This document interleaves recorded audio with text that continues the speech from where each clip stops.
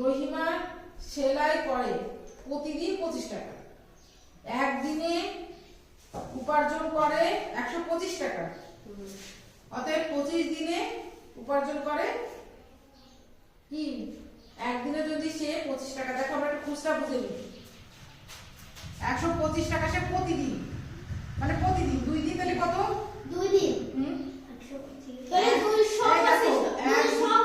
230 হবে, 225 টাকা।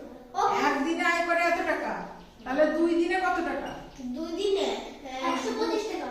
100 না 125 যোগ 125 তাহলে কত, 250 টাকা।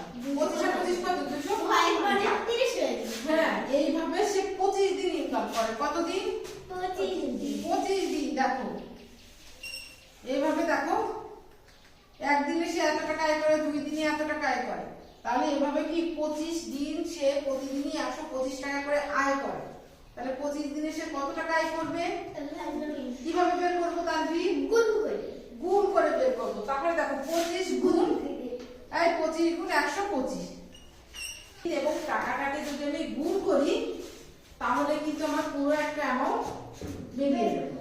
এটা বুঝেছি। এবার চলো আমরা অঙ্কে যাই। অতএব রহিমা 25 দিনে, কত দিনে, 25 দিনে উপার্জন করে, তাহলে কি করব, গুণ করব, তাই না।